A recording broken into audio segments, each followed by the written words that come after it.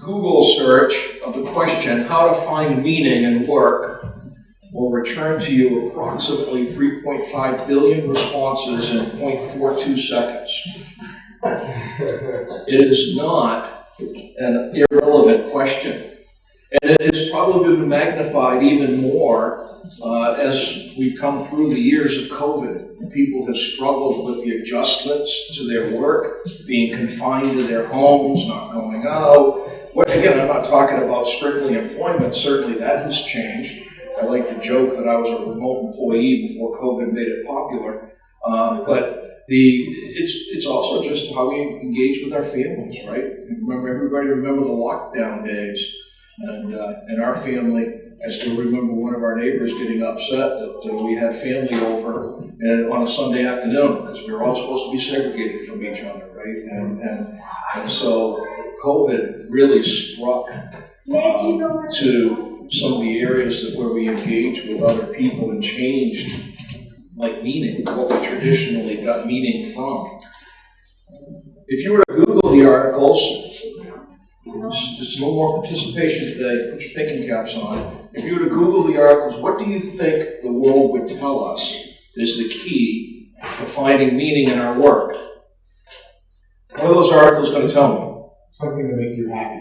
Something that makes you happy, right? Something that makes you a lot of money. Right? A lot of money. Something that gains wealth, gives you some sense of satisfaction or purpose or whatever it is that makes you happy, that strikes at your core values. What else? How do I find meaning at work?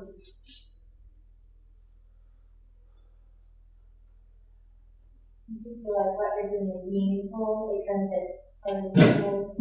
Yeah, so the task itself has some value, right? Some meaning. I struggled with that a little bit myself. I work for a company that sells enterprise software. Who cares? I mean, really, right? What value is there in the task? We'll get to that later. But yeah, your work has some meaning or purpose, right? What else? Think of anything else? I just read an article that a friend posted on LinkedIn talking about how do you know if it's maybe time to make a transition. Yep. And the 3 points were, are you earning, are you learning, and are you having fun? There you go. And the goal is to hit 2 of 3. 2 out of the 3? If you're missing 2 out of the 3, it's time to find another job. Is that what it is? Yeah. So, are you earning? It gets to the money part of it that somebody brought up, right? Are you learning? That's an important one. Knowledge is esteemed very highly in our society, right? So are you learning? Are you growing as an individual, as a professional, or whatever along the way? And what was the last one? Are you having fun? Are you having fun, right? It gets to the pleasure part of it. Does it make you happy? Right? Here's a few articles.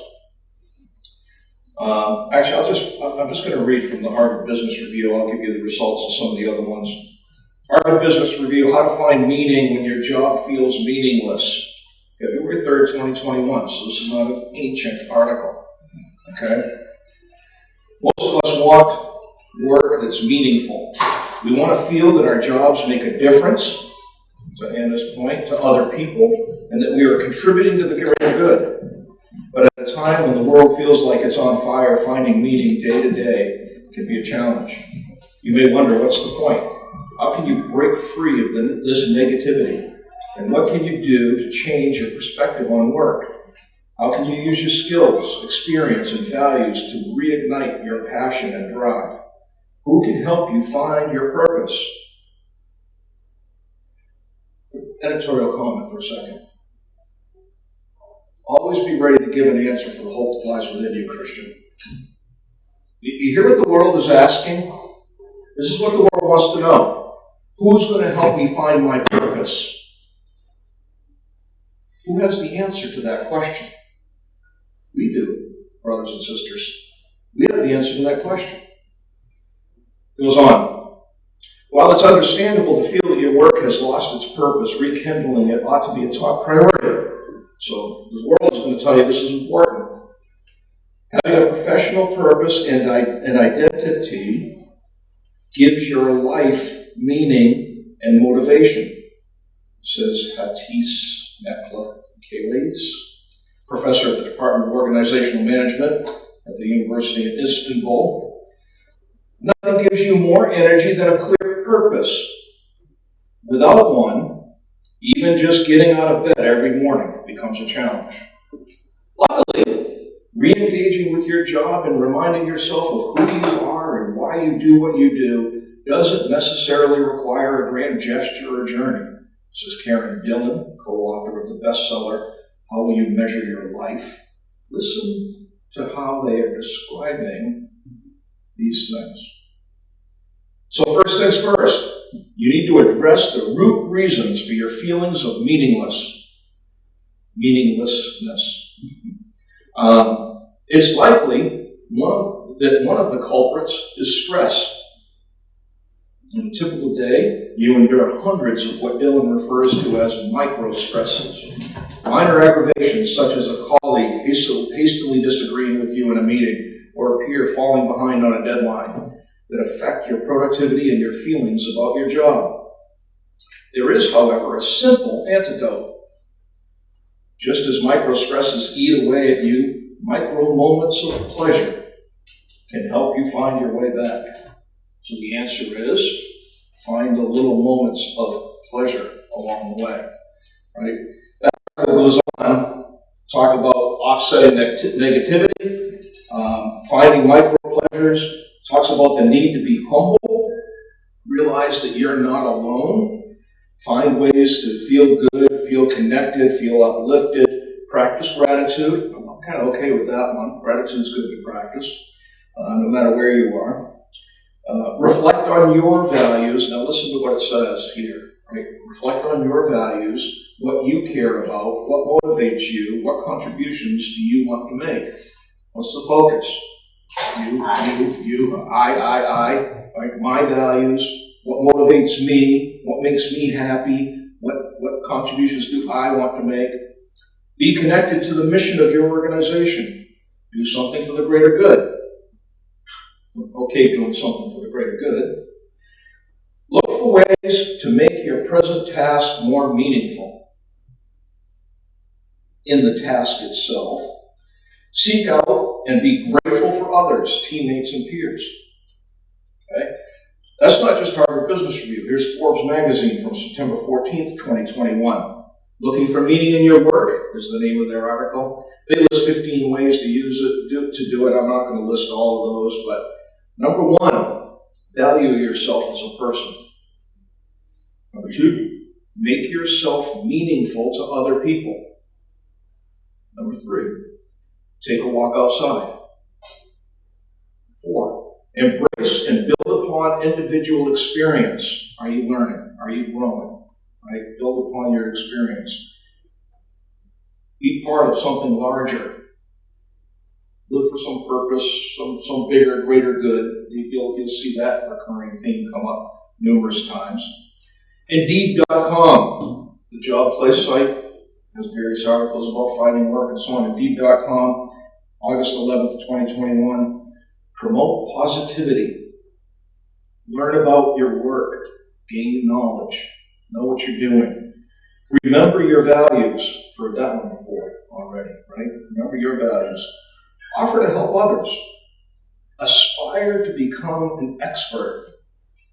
Recognize your improvement. Collaborate with others. This is what the world tells you. This is how you're going to find meaning.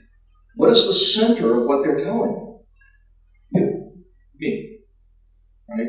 My expertise, my gain in knowledge, my importance to the organization, my values, helping others, but it's my impact, right? It's my, I've often heard it, how do I leave my fingerprints on things? Right? It's the idea, once I've been here, how do I leave something behind that says, Peter's been here? It's got his fingerprints on it, right? Is a way that often gets described. So if you aggregate these things, here's the way I would summarize it. You do you, right? Know your worth, be true to your values, focus on what motivates you, focus on what you want, what you're trying to accomplish. Second, I would say seek pleasures. Stay uplifted, stay positive. What makes you happy? Are you feeling fulfilled? Increase in your knowledge, become an expert, be somebody, if you want to think of it that way, right? Make an impact that way. Realize that you're a part of something bigger, right? Seek the greater good. That's kind of the recurring theme and what the world is going to tell you need to do in order for your work to be meaningful. I'm not going to ask you to raise your hands. We are engaged in a culture that thinks this way. How many of you have been impacted or caught yourself thinking this way? Don't answer that. Just think about it. How many of you have found your identity, your purpose in achieving some of these things that are listed here? Because oftentimes we as Christians, we get caught up in that way of thinking. And the Bible does have things to say about how we make our work meaningful. Take your Bibles and let's turn to Ecclesiastes. Ecclesiastes, we're going to start in chapter 1. We're really going to focus on 3 chapters, so Pastor Seth was patting himself on the back for going through 1 chapter this morning. We're going to do 3 now. Okay? We're going to do 3 chapters. But we really just want to hit some highlights as we work through this, because I think these 3 chapters, you're going to find the author of Ecclesiastes address many of those ideas that we just went through directly. I think you'll find them in the text. Ecclesiastes chapter 1, we'll just work our way through this slowly. I am going to read all 3 chapters. They're not particularly long. We'll stop along the way. The words of the preacher, the son of David, king in Jerusalem.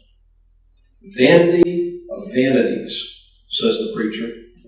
Vanity of vanities, all is vanity. What does man gain by all the toil at which he toils under the sun? Substitute the word work, right? All of the labor, all of the work that man does. What does he gain by all of the work that he does under the sun? Verse 4, a generation comes, and a generation goes, and a generation comes, but the earth remains forever. The sun rises, the sun goes down, and hastens to the place where it rises. The wind blows to the south and goes around to the north. Around and around goes the wind, and on its circuits the wind returns. All streams run into the sea, but the sea is not full. To the place where the streams flow, there they flow again. All things are full of weariness. A man cannot utter it. The eye is not satisfied with seeing, nor the ear filled with hearing. What has been is what will be, and what has been done is what will, and what has been done is what will be done. And there is nothing new under the sun. We'll stop there for a minute. It's kind of depressing. It's going to get worse. Hang with me for a little bit, right? Here's the observation, though, that he is making here in this first part of the text that we went through. In my words, anyway, you live, you die, people come, people go. Right? A generation goes, another generation comes. The circle of life goes on, right? The second point I'd make is the world spins on. The world turns. The winds blow where they blow, and they return back again. The waters flow into the sea, and they come back into the rivers, and nothing ever really changes. To the point he makes earlier, nothing's really new, verse 10. Is there anything of which it can be said, see, this is new? It has been already in the ages before us. Nothing is ever really new. And then you go down to verse 11. It says, there is no remembrance of former things, nor will there be any remembrance of latter things, yet to be among those who come after. Everything fades in memory over time. Nothing new. Your fingerprints that you leave behind are going to get washed away. Eventually, what you've left on that company. I used to think this way when I first started my current company. I took over a sales training program was relatively small at the time, and the company was going through these acquisitions. And it excited me, frankly, from a work perspective. It excited me. I was going to build this training program for what was becoming an international company, and I had a lot of fun doing it. And we had some success, and there's always some things that could go better. But I felt like I was making a difference. And then I changed jobs, and 6 months later, it was totally different. Nobody even remembers that I was a sales trainer a year later. It just goes away. It's like a vapor. That's really what the idea of vanity is, right? It's a vapor. It's a breath. It's disappears over time, right? What's the effect that this has on our author as he considers these things and he's thinking about all the toil and the work and how nothing ever really changes? You go down to verse 8 and 9, you get it. He says, all things are full of weariness. A man can't even explain it. The eye's never satisfied. The ear's not satisfied. So there's dissatisfaction. There's an emptiness that comes with it. Nothing in verse 10, right? Nothing is ever new. Nothing's really new. So it's same old, in our vernacular, we might say. And at the end of the day, there's no lasting significance. So what's the conclusion? The conclusion we get in verse 12. Look down in verse 12. At least of this segment, the conclusion is, I, the preacher, have been king over Israel and Jerusalem, and I applied my heart to seek and to search out wisdom, all that is done under heaven. It is an unhappy business that God has given to the children of man to be busy with. I have seen everything that is done under the sun, and behold, all is vanity, a vapor, a striving after the wind. What is crooked cannot be made straight, and what is lacking cannot be counted. I said in my heart, have I acquired great wisdom, surpassing all that were over Jerusalem before me. And my heart has had great experience of wisdom and knowledge. And I applied my heart to know wisdom and to know madness and folly. I perceived that this also is but a striving after the wind. For in much wisdom is much vexation. And he who increases knowledge increases his sorrow. Gain in wisdom and knowledge lead to an understanding that you can't change things. And so even the wisdom and the knowledge to our author is saying there's no satisfaction in that. It's a vapor. It's striving after the wind. It gets worse. Let's go down to chapter 2. Chapter 1, he's focused on the work and the profit of the work. What do you gain by this? And you realize you're making no lasting impact. Nothing's ever going to change. It's all striving after vanity. Your meaning is not going to be in the work itself. Chapter 2, look what he says. So he says, so I said in my heart, come now, I will test you with pleasure. Enjoy yourself. But behold, this also is vanity. I said of laughter, it is mad, and of pleasure, what use is it? I search with my heart how to cheer my body with wine, my heart still guiding me with wisdom. He didn't lose his wisdom, still has his wisdom. And how they lay hold on folly till I might see what was good for the children of man to do under heaven during these few days of their life. I made great works. I built houses and planted vineyards for myself. I made myself gardens and parks and planted them in all kinds of fruit trees. I made myself pools from which to water the forest of growing trees. I bought male and female slaves and had slaves who were born in my house. I also had great possessions and herds and flocks, more than any who had been before me in Jerusalem. I also gathered for myself silver and gold and the treasures of kings and provinces. I got singers, both men and women, and many concubines, the delight of the sons of man. What's he saying? What's he pursuing? How is he going to find meaning? He's going to try and find meaning in great works, great possessions, great wealth, amusements, right? Basically, anything his heart desired, he withheld nothing. What's the observation? Look down in verse 12. So I turned, remember, he didn't lose his wisdom. Verse 12, so I turned to consider wisdom and madness and folly, For what can the man do who comes after the king? Only what has already been done. Then I saw that there was more gain in wisdom than in folly, as there is more gain in light than darkness. Pause there for a minute. What he's saying is wisdom is better than folly. Right? Wisdom profited me more than folly would have. There was more gain in having wisdom than there was in being foolish or having folly. But then it goes on. There's more gain in light than darkness, verse 14. The wise person has his eyes in his head, but the fool walks in darkness. And yet I perceive that the same event happens to all of them. Then I said in my heart, what happens to the fool will happen to me also. Why then have I been so very wise? And I said in my heart that this also is vanity. For of the wise, as of the fool, there is no enduring remembrance, seeing that in the days to come all will have been long forgotten. How the wise dies, just like the fool. So I hated life, because what was done under the sun was grievous to me, for all is vanity and striving after the wind. All of his great works, everything that he had built, all of the possessions that he had, all of the wealth that he accumulated, he could at least sit back and say, because I was wise, I was able to accomplish these things. The foolish person won't. But at the end of the day, we're both going to die. And we'll be forgotten in time.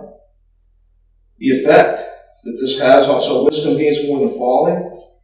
In the end, it's the same. And then you look down at verse 18 and 19. I hated all my toil in which I toiled under the sun, seeing that I must leave it to the man who will come after me. And who knows whether he will be wise or a fool.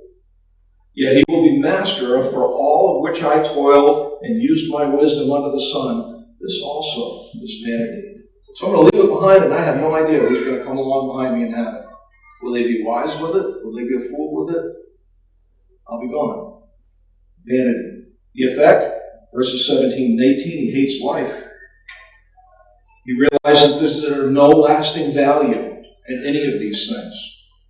In verse 20, down in verse 20, he says, I turned and gave my heart up to despair over all the toil of my labors under the sun. So this despair, verse 23, for all his days are full of sorrow, and his work is a vexation.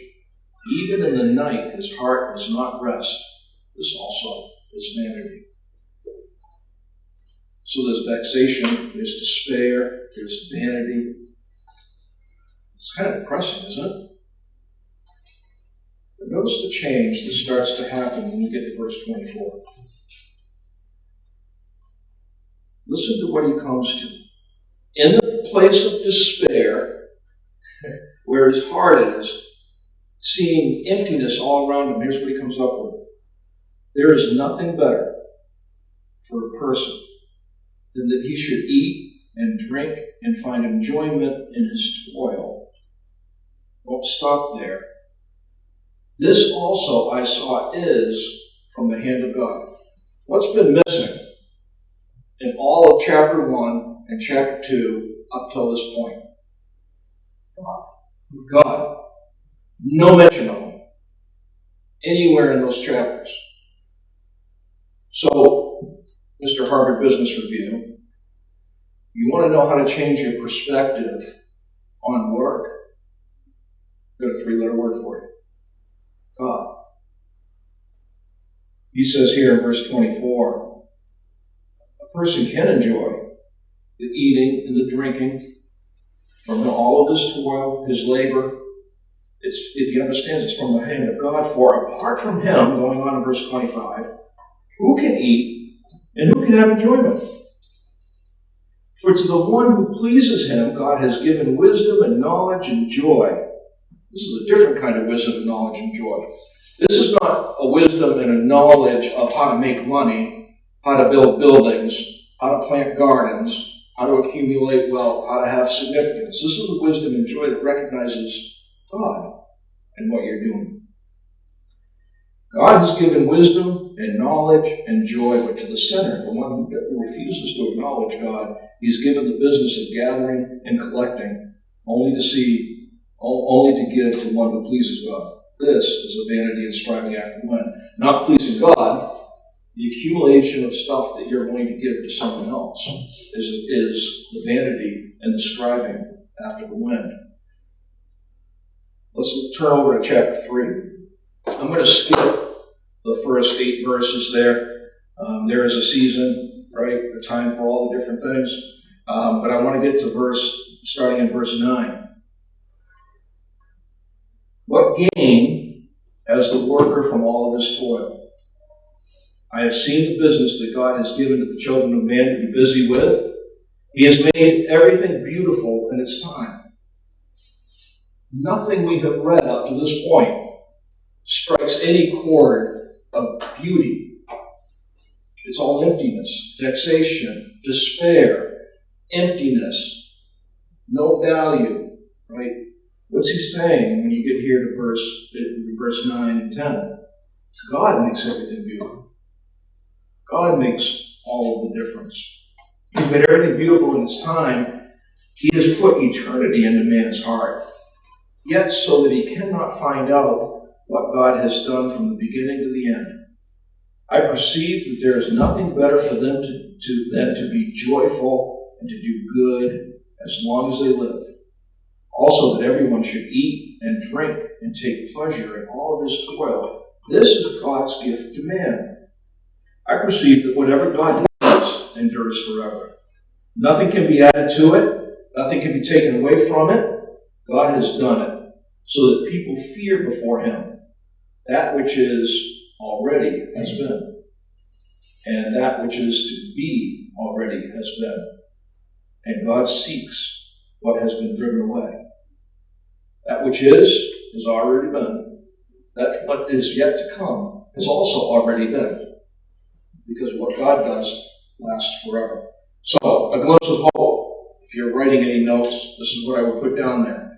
Find enjoyment in the simple things. Eating, drinking, working, day-to-day tasks. Find enjoyment in the simple things. It is from the hand of God. Second, God makes all things beautiful in his time. Third, consider eternity. What is done for God, what God does, lasts forever. We just got done talking about not having significance, nothing else lasting, it all being a vapor. What God does lasts forever. What's the fifth? Let's see. God lasts 6. God's plans cannot be thwarted.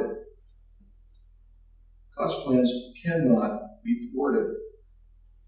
And then look down in verses 17 and 8 through 19. 17 through 19.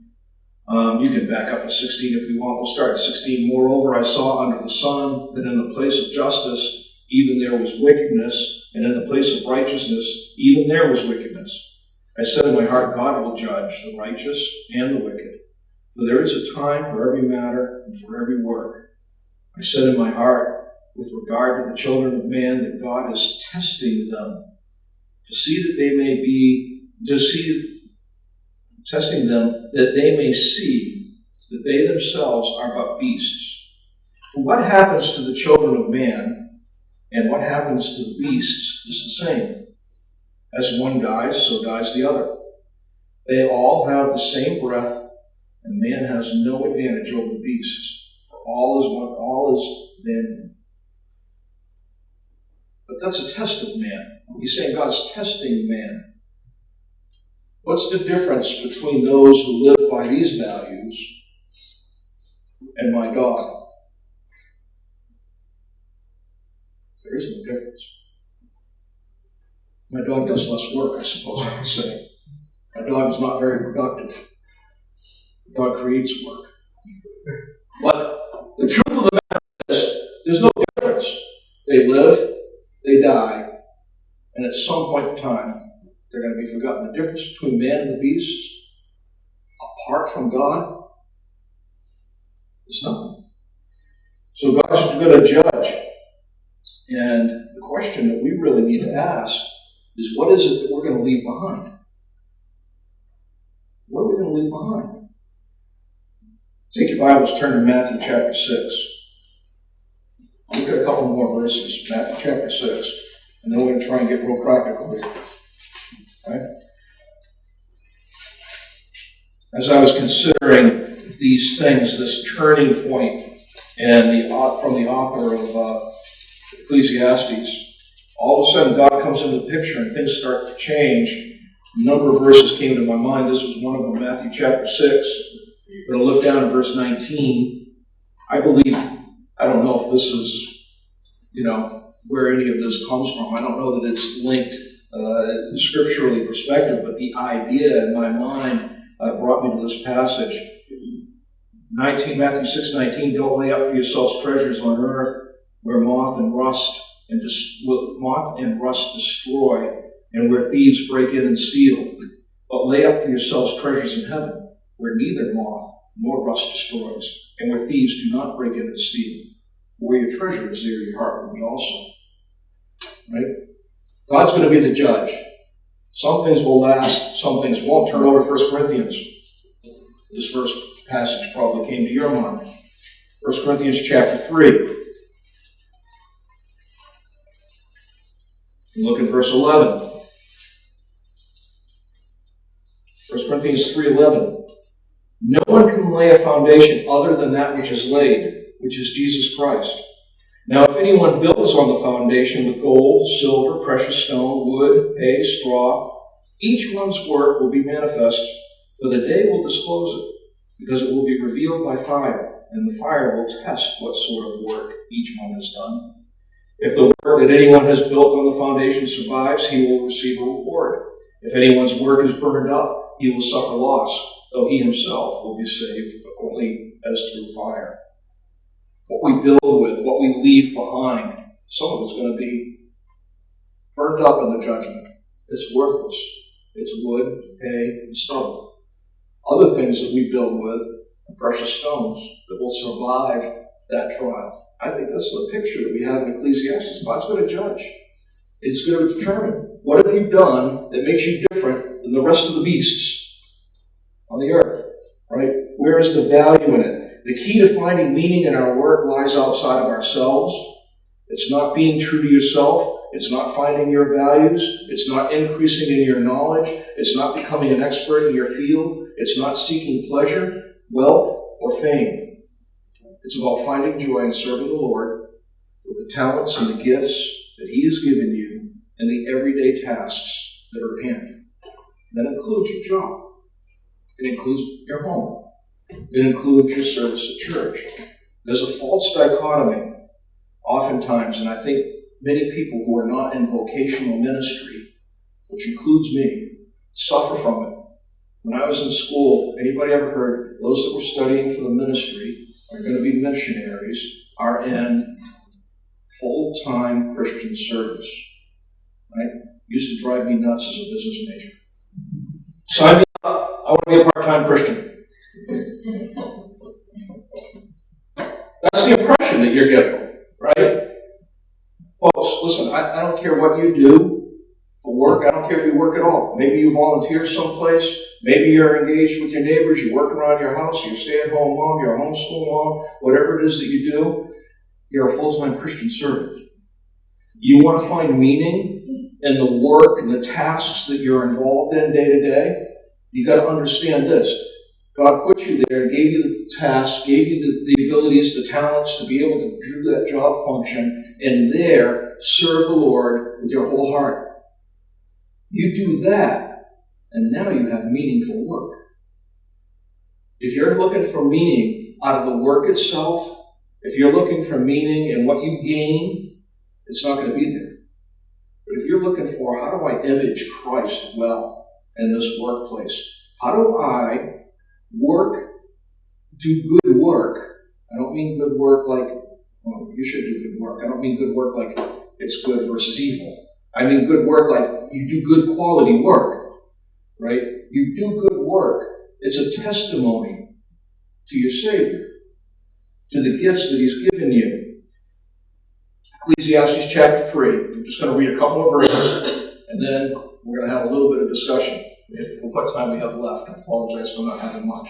Ecclesiastes 3:12-13, just to remind you, I perceive that there is nothing better for them than to be joyful and to do good as long as they live. Also, that everyone should eat and drink and take pleasure in all of his toil. This is God's gift to man. 1 Corinthians 10:31. Whether you eat or you drink, or whatever you do all for the glory of God. Colossians 3:23 and 24. Whatever you do, work heartily as for the Lord and not for men, knowing that from the Lord you will receive the inheritance as your reward. You are serving the Lord Christ. Every activity we're engaged in, we do for an audience of one. Right? Emma teaches at a school. I like their logo. It's Coram Deo Christian Academy. Coram Deo, before the face of God. That's what it means. And everything that you do, you're doing before the face of God for an audience of one. So here's my question. This is where you participate. How do we apply that? I'm going to go home, and I'm going to find in the sink the dishes that I left there from breakfast this morning. And I'm going to work to wash the dishes. How do I glorify God in doing that? How do I find meaning in doing that? It doesn't have to be your job. Right? You tell me, how are you going to find meaning, purpose, glorifying God, serving Him, joy, fulfillment, and the day-to-day tasks tomorrow morning when you wake up and you have to put your nose to the grindstone again? How is it? Remember who you're working for. Remember who you're working for. Right? Our business review will tell you that there's a perception change that needs to take place for you to find meaning. I agree. They're all wrong. They're barking up the wrong tree. Right? Remember who you're working for. What else? Verse in 1 Thessalonians 5:19, and everything give thanks, for this is the will of God in Christ Jesus concerning you. So, in everything that we do, having spirit of gratitude and contentment that this is what God has given me to do today, and being thankful for that. Yeah. So, and I know this sounds silly. I don't mean to sound silly, but I want you to think about it for a minute. When's the last time you washed dishes and were thankful you had dishes to wash? Because not everybody does. Right? When's the last time you were cleaning your house and you were thankful that you had as many rooms as you do to clean? Right? I've had a lot of jobs that I didn't care about, and it's just such a different day when you're thinking, I'm going to go into this job with the intention of glorifying Christ. It's like you're going to be less lazy, you're going to have a different tone in your speech, and just all those little things. And so whether you care about the actual work you're doing still, like trying to glorify Christ, when you get home at the end of the day, you just feel more fulfilled because you know that you're intentional. So. Sure. Yeah. God gives you a satisfaction in having done your work well as a part of a testimony. Right? Again, if you're doing it for man's praise, listen, am I the only one in the room that's ever done anything for man's praise? I hope that's not the case. Okay? But here's what happens. Someone gives you that pat on the back. Maybe you even get a little bonus or something like that. How long does that last? Back seconds. The bonus, however long it takes you to spend it. Yeah. However long it takes to spend it is right. But that sense of satisfaction just doesn't last that long. And when you work in a ministry like mine, I can guarantee you it doesn't last past the next month, because it's what have you done for me lately, right? Sales. So, the satisfaction that comes from God saying, "Well done, good and faithful servant," right? Because you've imaged Him well. How else are we going to do that in our day-to-day activities? Gratitude, remember what you're looking for? I think tying together the gratitude and who you're working for, right? Like, I'm working for God, but He's done all these great things, right? Like, it's not one or the other. It's not just that I'm grateful that I have my home and the opportunities I have, but I'm working for God who's the one who provided me all of that. Mm-hmm. So without Him, there's not so that gratitude and Seeing that helps me focus it back towards the work that I'm doing. Yeah, that's good. That's good. How else? I mean, just a simple fact sometimes where it's like, even if you're not feeling it, you still have to just be obedient. And if that means like having a good attitude. I mean, there's times when I'm just like, yeah, just like having just that discipline to be like, I'm going to come and show up and do my very best because that's just what I'm supposed to do. Yeah. Listen, do you pray? Let me ask this. Do you purposefully pray as you engage in whatever task you're engaging in? And again, it doesn't have to be a job, it could be whatever it is. Because sometimes I'm not feeling it. I had a day last week, I hated my job. I'm not, she'll remember. I came downstairs, I work it from home, but I came downstairs and was like, I'm like done. You know? You gotta pray. God, give me the right attitude. Give me the strength. Right? Can I challenge you with this thought too? Because this is sort of like a hobby horse. I'll let you go. In whatever you're doing, if we are thankful, if we're remembering who we work for, if we, to take from this morning's message, if we're working with integrity, if we're doing good work, we're doing a good job, right? You're already different than the rest of the world. You're already different than everything that anybody that's reading news articles is pursuing. That gives you an opportunity. Please understand, there is no dichotomy between somebody, in my mind, and I know there are going to be others that maybe disagree with me on this, but there is no dichotomy between someone who is in quote-unquote full-time Christian service and you who are working in a secular vocation. And if you're working in a secular vocation well and you're finding your meaning from God and glorifying Him in what you do, you're already different than the rest of the world, and there's your opportunity to witness to Christ. Do not go to work day in and day out and leave and say, okay, now I'm in Christian service. No. You are in Christian service tomorrow morning at 8 o'clock when you punch the clock. You are in Christian service tomorrow morning when you wake up and you start cleaning the house, or you have people over, or you're caring for your kids, or you're picking up the mess for the 15th time, and you feel like Mr. Incredible saying, I've already fixed the world once, why do I have to do it again? Right?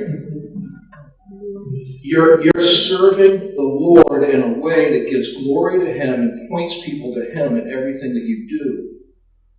Don't segregate what seems like the meaningless, mundane tasks that are day-to-day life from living to God's glory.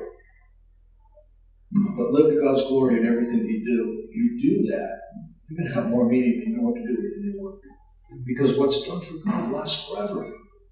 And it's not about making a name for yourself, it's about glorifying Him.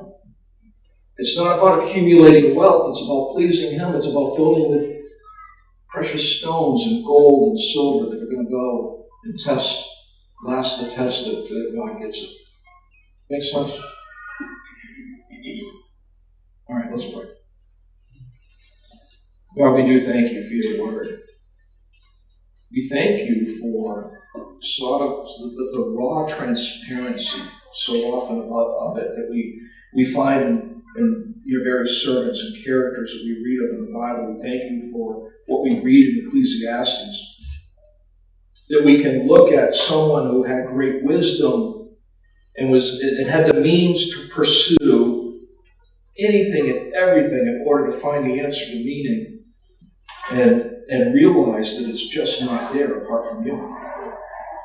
We thank You for these lessons. Lord, I pray that You would help us to be very mindful of it, that Your Spirit would fill us. That when we're feeling discouraged or empty or feeling like there's no meaning in whatever task that it is that we're facing at the time, oh God, wake us up and help us to realize that this is a gift from You for which we should be thankful, for which we should strive to glorify You, because all that we do is for You, the audience of one. Help us to glorify You in our work. Help us to make a difference. Help us to be different than the culture around about us so that we have the opportunity to give answer to the hope that lies within us. Help us to be joyful for the simple things. We ask this in Jesus' name.